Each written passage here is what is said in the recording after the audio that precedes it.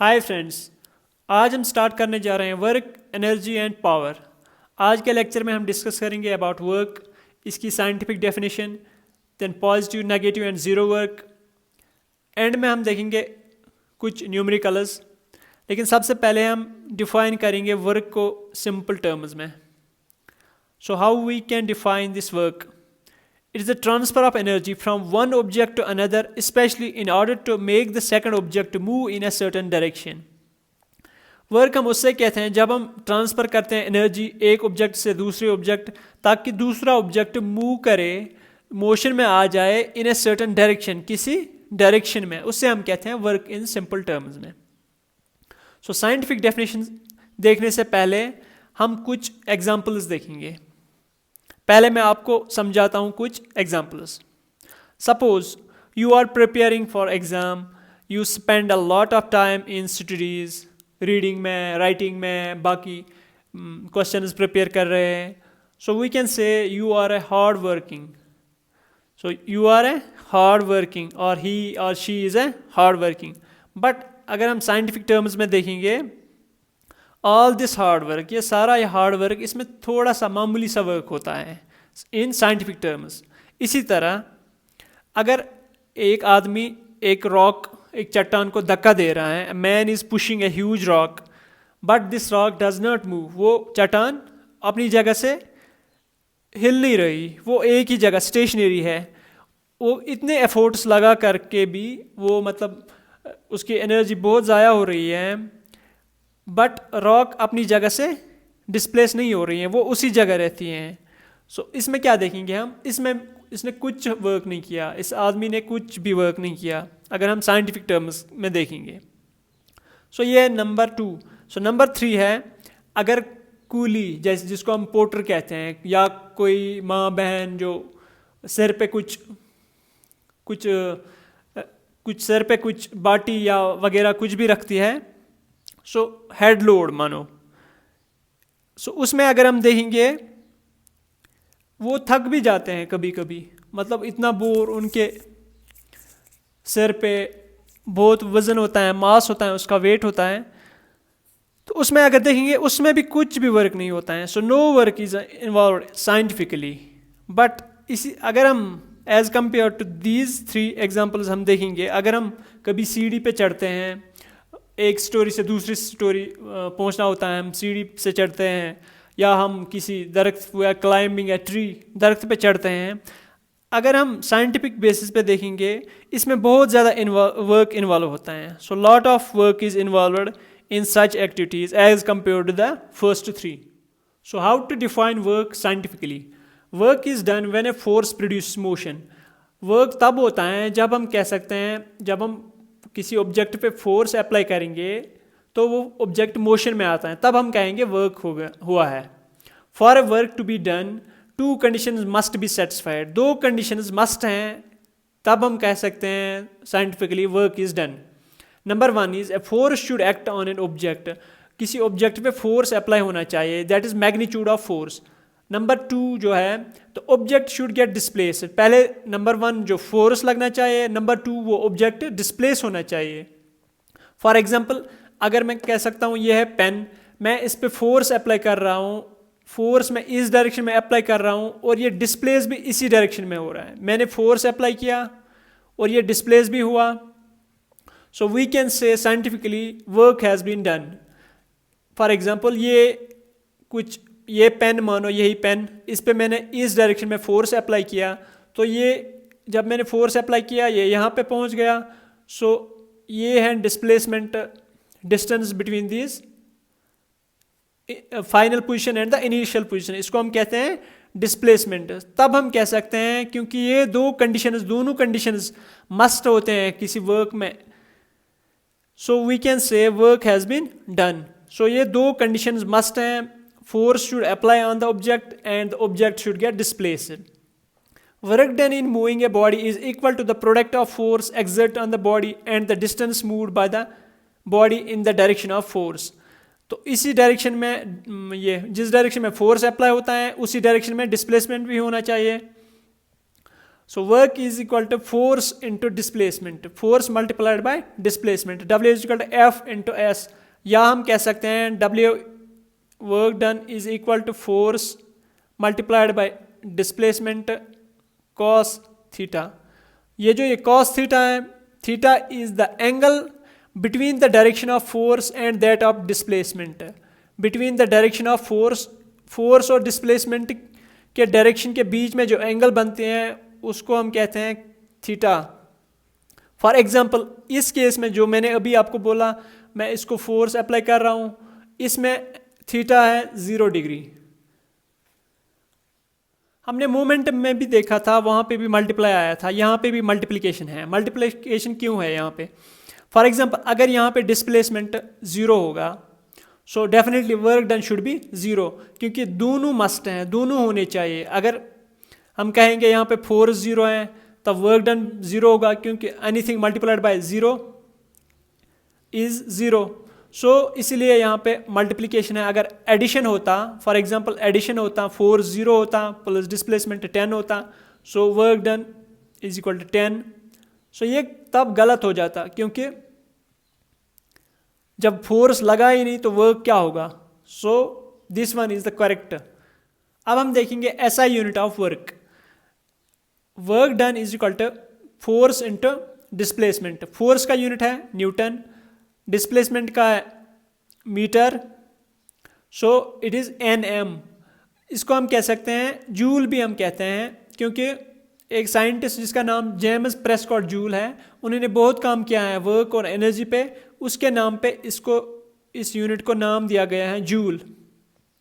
For example अगर किसी object पे फोर्स लगता है 1 न्यूटन फोर्स लगता है और वो मूव करता है, डिस्प्लेस हो रहा है 1 मीटर, 1 न्यूटन फोर्स लगता है और 1 मीटर वो डिस्प्लेस होता है, मूव हो रहा है, then the work done by the force will be 1 newton metre और 1 जूल। तब हम कहेंगे जो उस ऑब्जेक्ट पे वर्क हुआ है वो हुआ है 1 जूल, जिसको हम डिफाइन भी कर सकते हैं। दस 1 joule is the amount of work done on an object when a force of 1 newton displaces it by 1 metre along the line of action of force. 1 joule हम उससे कहते हैं जब हम 1 न्यूटन फोर्स किसी ऑब्जेक्ट पे लगाते हैं और वो ऑब्जेक्ट 1 मीटर डिस्प्लेस हो रहा है, तब हम कहेंगे उसको 1 joule of work has been done on this object. This work it is a scalar quantity. Work है स्केलर क्वांटिटी।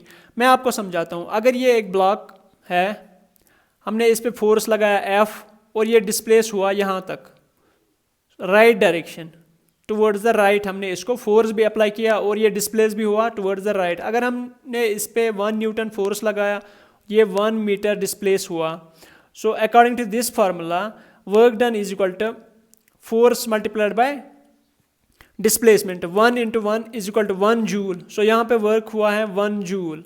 इसी तरह अगर हम इसी ब्लॉक को लेफ्ट की तरफ फोर्स अप्लाई करेंगे, so we will apply force towards this left direction, so ये यहाँ तक पहुँच जाएगा। सो ये जो डिस्प्लेसमेंट है, अगर हम इस पे 1 न्यूटन फोर्स अप्लाई करेंगे, सो 1 मीटर ये डिस्प्लेस होगा टुवर्ड्स द लेफ्ट।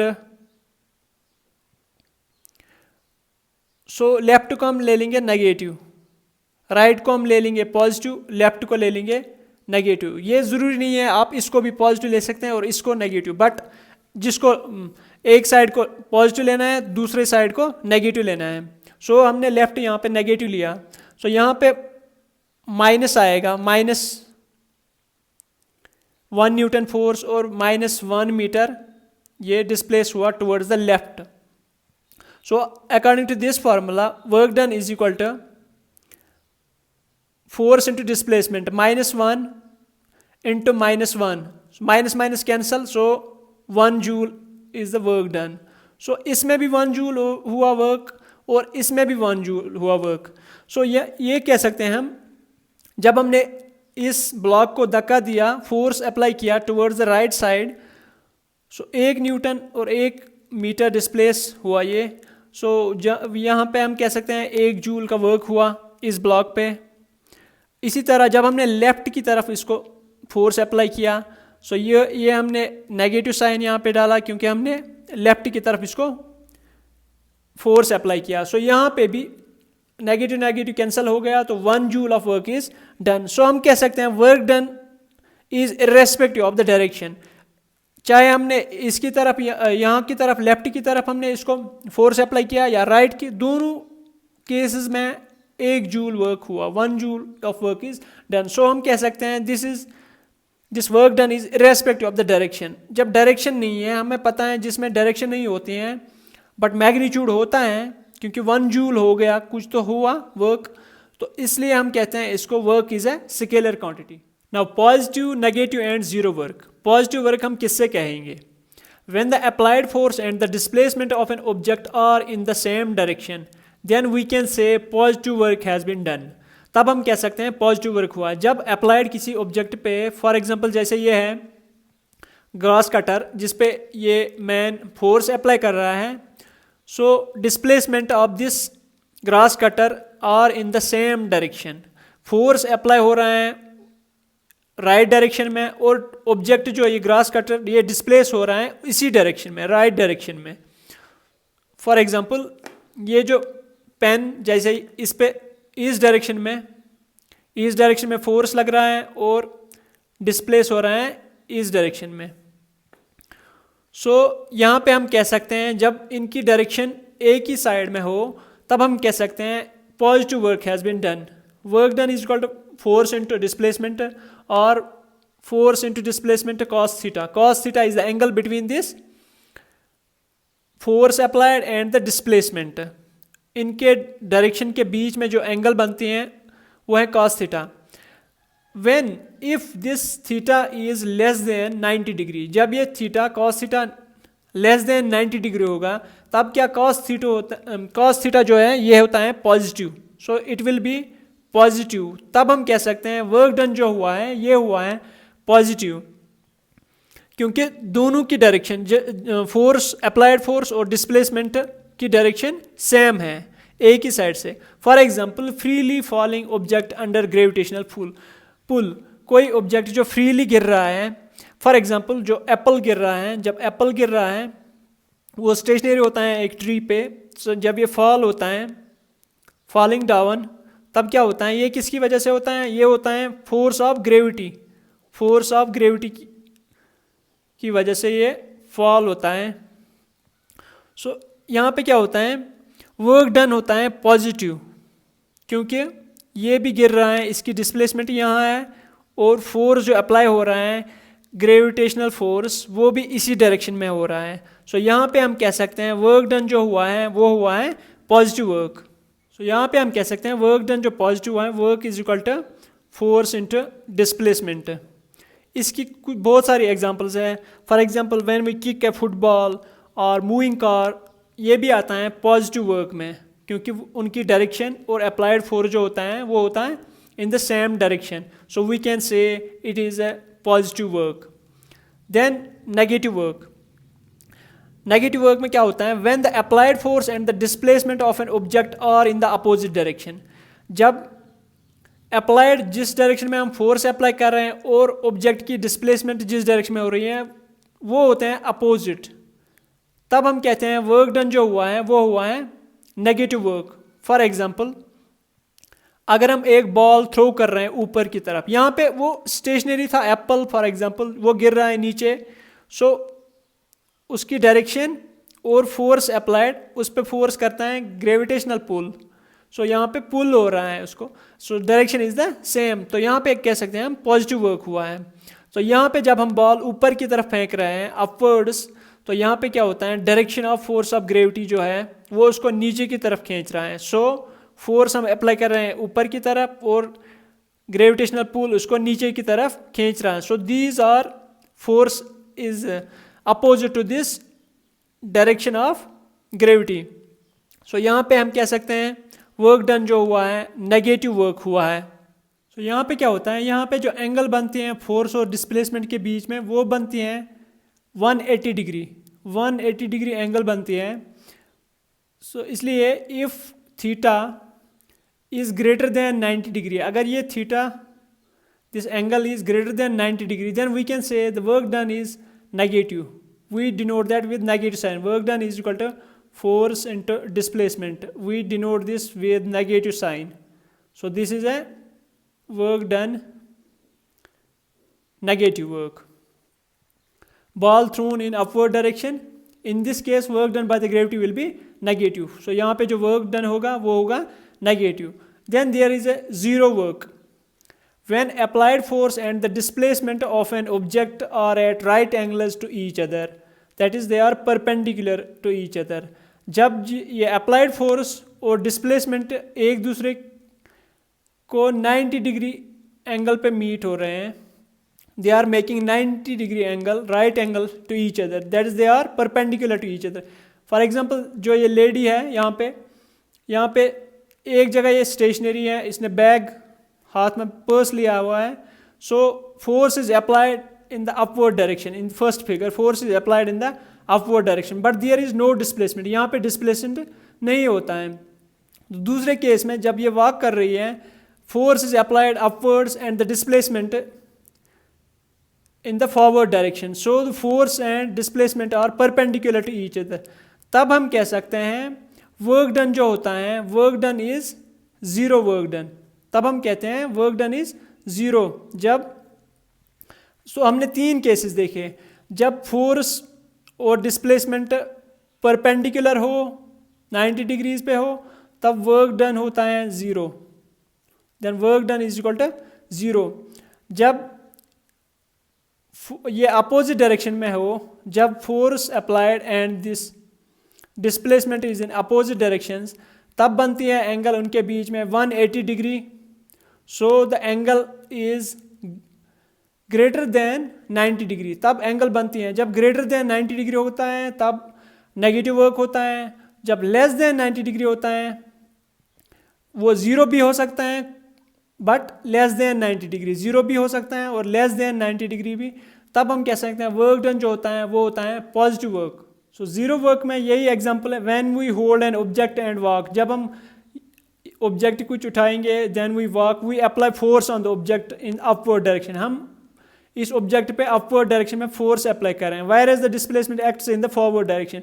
तो या तो नो डिस्प्लेसमेंट हो रहा है, जब जो फर्स्ट फिगर में ये स्टेशनरी है, जब ये वॉक कर रही है, सो देन वहाँ पे क्या होता है, वहाँ पे 90 डिग्री एंगल बनती हैं between the force applied and the displacement. तब हम कह सकते हैं वर्क डन जो है वो है जीरो वर्क. फटाफट हम रिवाइज करते हैं. वर्क डन साइंटिफिकली हम वर्क डन उससे कहते हैं जब दो कंडीशंस होते हैं, when force acting on an object and the object should get displaced, तब हम कह सकते हैं work is been done, work has been done.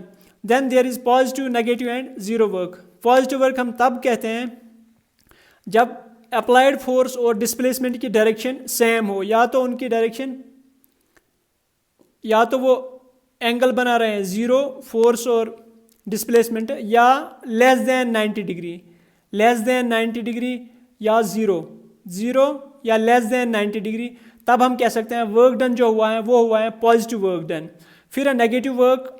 Negative work में क्या होता है, यहाँ पे होता है अपोजिट, एक साइड से डिस्प्लेसमेंट और दूसरे साइड से force applied and displacement when they are opposite direction. यहाँ पे जो एंगल बनती है वो बनती है greater than 90 degree, that is 180 degree. So we can say the work done is negative. So we denote that with negative sign. Then there is zero work.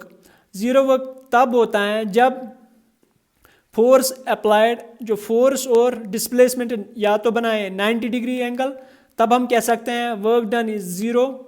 या हम कह सकते हैं फोर्स अप्लाई हो रहा है बट डायरेक्शन डिस्प्लेसमेंट नहीं है, तब हम कह सकते हैं वर्क डन जो हुआ है वो है ज़ीरो वर्क. अब हम ये दो न्यूमेरिकल सॉल्व करेंगे. नंबर 1 है calculate the distance between a man and a trolley when 100 joule of work is done to move the trolley with a force of 50 newton. हमें यहाँ पे कैलकुलेट करनी है डिस्टेंस हमें कैलकुलेट करनी है between a man and a trolley. एक आदमी एक ट्रॉली को, एक बैग को धक्का दे रहा है. When 100 joules of work is done, उनने कितना वर्क किया है 100 joules to move the trolley with a force of 15 newton. 15 newton इस ट्रॉली पे लगा रहे हैं। अब हमें कैलकुलेट करना है distance between a man and a trolley, इस आदमी और इस ट्रॉली के बीच में क्या डिस्टेंस है।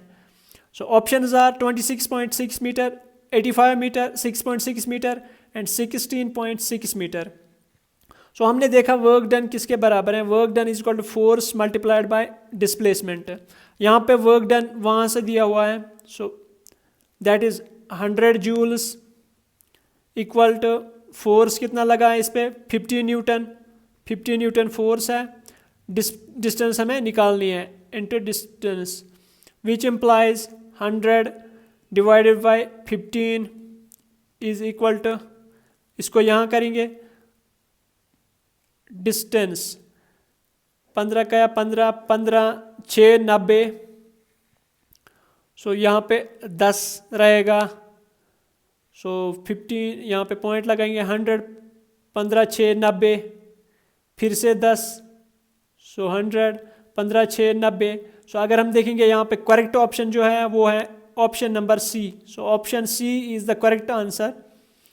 6.6 मीटर है distance between the man and trolley. Number second है if a force of 1 Newton is acting on an object that is moving 10 meter in a direction perpendicular to the force, then the work done is, ये कह रहा है force 1 Newton लग रहा है एक object पे जो मूव हो रहा है 10 metre in a direction perpendicular to the force. यहाँ पे ये कह रहा है फोर्स और मूविंग ऑब्जेक्ट की डायरेक्शन या डिस्प्लेसमेंट है परपेंडिकुलर। सो परपेंडिकुलर यानी ये 90 डिग्री बना रहे हैं। हमने अभी भी पढ़ा जब 90 डिग्री एंगल बनती हैं बिटवीन द फोर्स अप्लाइड और द डिस्प्लेसमेंट, तब क्या होता है वर्क डन होता है 0। सो यहाँ पे कुछ लिखने की ज़रूरत ही नहीं है, यहाँ पे हम सिंपल कह सकते हैं यहाँ पे परपेंडिकुलर आया तो वर्क डन जो है वो है 0। सो ये थे कुछ न्यूमेरिकल्स।